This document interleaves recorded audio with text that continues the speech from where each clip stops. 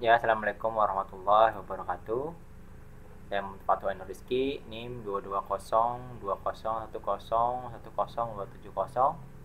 akan presentasikan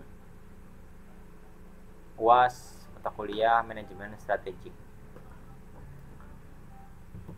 Latar belakang kasus: perusahaan seperti PT Nusantara Gemilang menghadapi krisis karena tidak memiliki visi misi yang jelas dan tidak mampu merespon perubahan eksternal.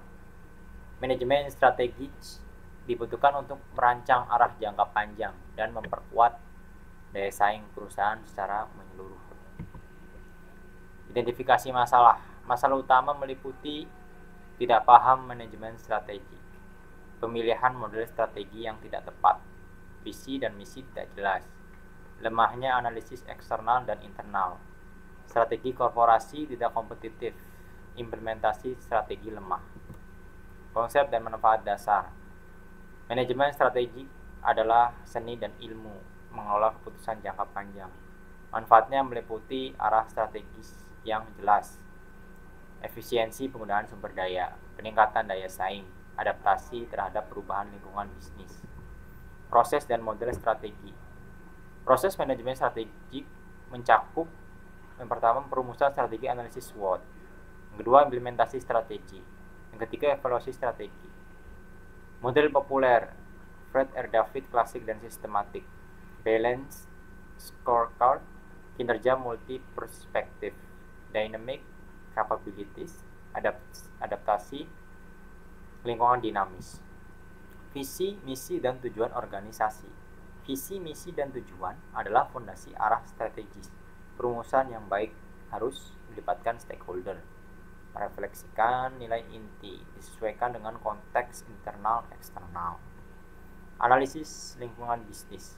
Analisis lingkungan mikro, pesaing, pelanggan, pemasok, dan makroekonomi, politik, sosial, teknologi penting untuk menentukan peluang dan ancaman.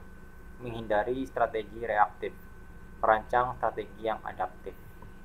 Perumusan strategi.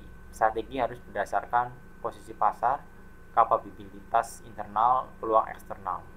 Pendekatan yang digunakan: Resource Based View (RBV), Market Based View (MBV), Hybrid Strategi.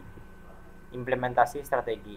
Implementasi melibatkan keterlibatan seluruh fungsi organisasi, alokasi sumber daya, penyesuaian struktur dan budaya kerja, tantangan risiko internal SDM sumber daya, risiko eksternal regulasi pasar. Faktor 5M dalam strategi. Faktor kunci sukses strategi. Pertama, man SDM, yang kedua metodologi, yang kedua material, bahan dan infrastruktur, 4 mesin teknologi, yang kelima money modal. Strategi harus selaras dengan kondisi 5M agar realistis dan dapat diimplementasikan. Evaluasi dan pengendalian strategi. Tahapan akhir penting untuk mengukur keberhasilan strategi. Menyesuaikan arah jika perlu, menyelaraskan pelaksanaan dengan anggaran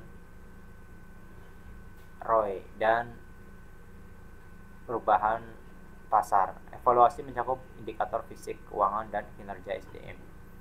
Kesimpulan: manajemen strategik bukan sekedar perencanaan jangka panjang, tapi proses dinamis yang harus responsif terhadap perubahan lingkungan.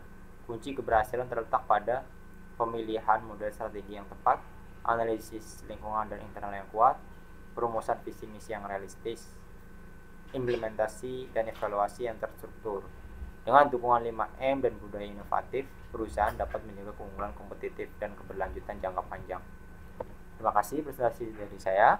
Assalamualaikum warahmatullahi wabarakatuh.